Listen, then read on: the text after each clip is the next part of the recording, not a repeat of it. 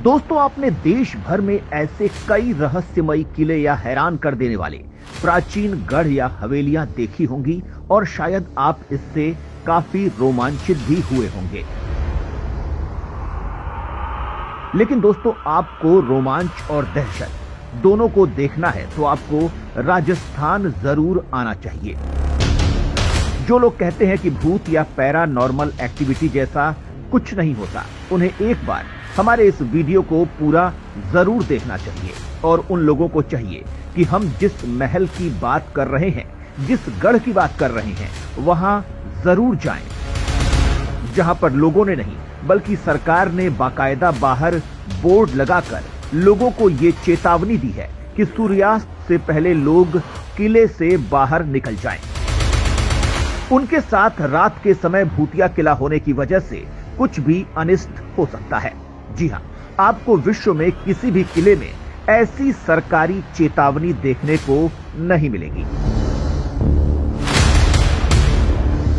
जी हां, अगर आपने सुना हो तो हम बात कर रहे हैं विश्व के सबसे बड़े हॉन्टेड प्लेस में आने वाली जगह, यानी राजस्थान का भानगढ़ का किला। इसे विश्व में 1 नंबर पर शामिल किया गया है दुनिया की सबसे डरावनी जगहों में। कहा जाता है भानगढ़ का इलाका ही पुराना जयपुर है। इसके बाद ये रहस्यमयी तरीके से वीरान हो गया। कुछ लोग बचे, वो वर्तमान में जयपुर वाली जगह शिफ्ट हो गए। अब ये किला कैसे वीरान हुआ, कैसे ये किला भूतिया बन गया, इसको लेकर हम आपको इसकी सच्ची कहानी बताने जा रहे हैं। तो वीडियो को शुरू से अंत तक जरूर देखिएगा। भानगढ़, जिसके रहस्य को कोई नहीं सुलझा पाया। हर रात जहां भूत नंगा नाच नाचते हैं। दोस्तों, राजस्थान के अलवर जिले में सरिस्का के जंगलों से घिरा हुआ भानगढ़ आज भी खुद में कई रहस्य समेटे खड़ा है। इसके बनने और खंडहर होने के कई किस्से इतिहास की किताबों में दफन हैं। भानगढ़ फोर्ट का निर्माण 17वीं शताब्दी में मान सिंह प्रथम द्वारा किया गया था। कहा जाता है कि मान सिंह प्रथम ने अपने भाई माधो सिंह प्रथम के लिए इसे बनवाया था। माधो सिंह उस समय अकबर की सेना में जनरल के पद पर तैनात थे। दोस्तों, इस किले के खत्म होने और इस इलाके के वीरान होने के कई किस्से हैं। पहला किस्सा हम आपको बताते हैं।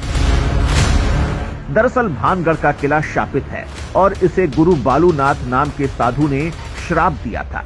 मान्यता है कि जब इस किले का निर्माण होना शुरू हुआ तब एक साधु महाराज वहां पर ध्यान लगाकर बैठे हुए थे।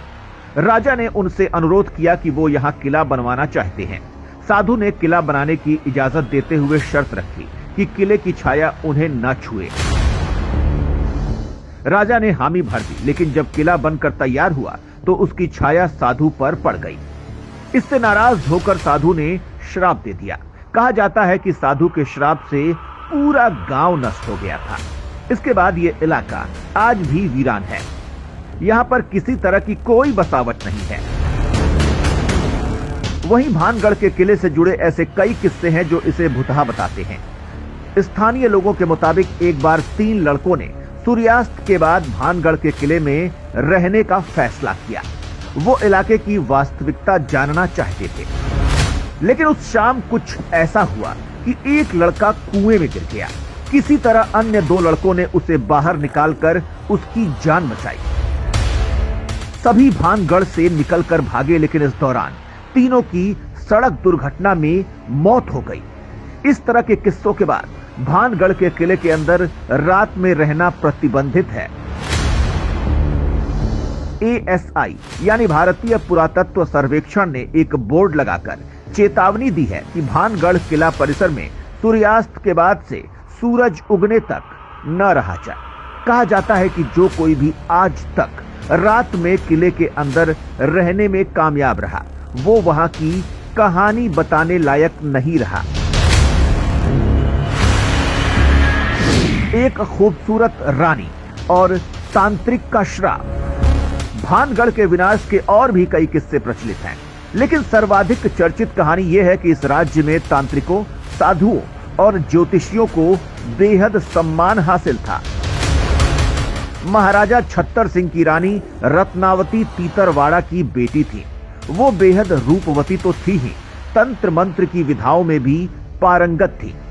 कहा जाता है कि सिंघा नाम के एक तांत्रिक ने भानगढ़ के बारे में जब ये सुना कि यहाँ तांत्रिकों का सम्मान किया जाता है तो वो यहाँ पहुंच गया और महल के सामने स्थित एक पहाड़ी पर अपना स्थान बनाकर साधना करने लगा।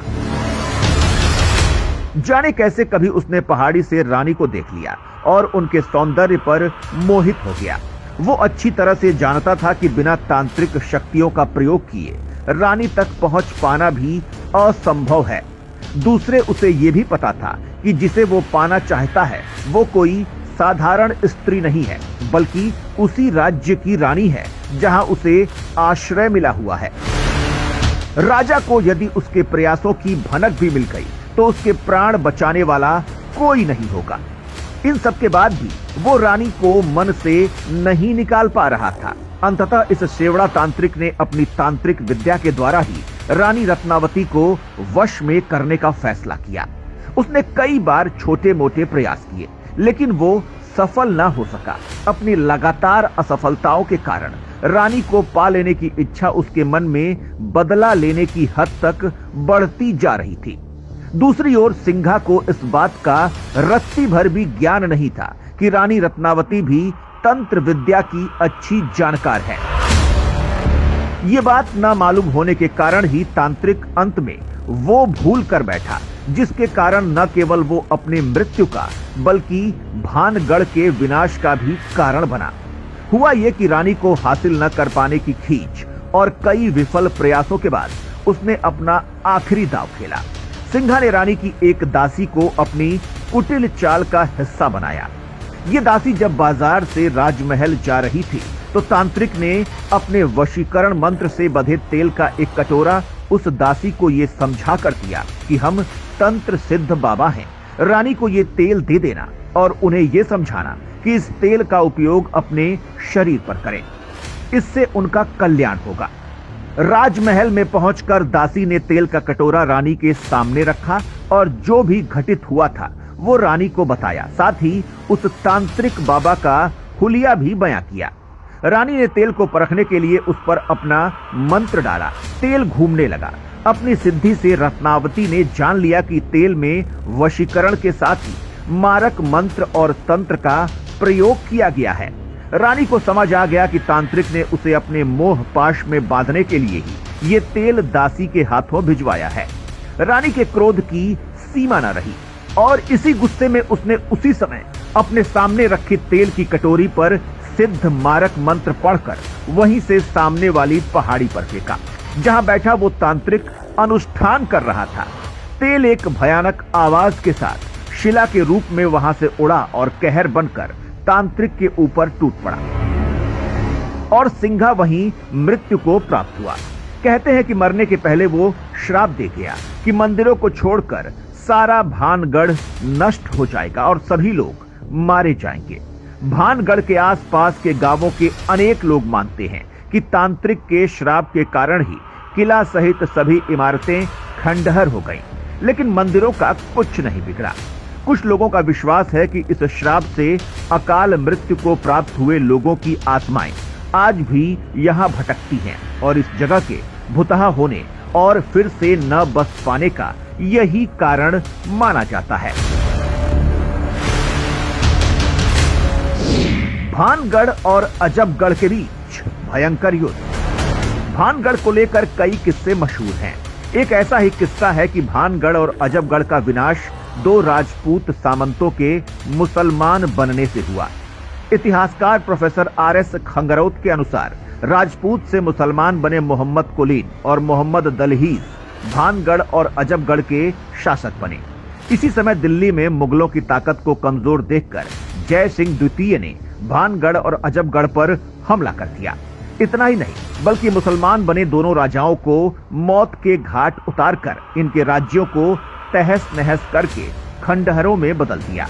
दोस्तों, रात में भानगढ़ किले के अंदर रहना पूरी तरह से प्रतिबंधित है।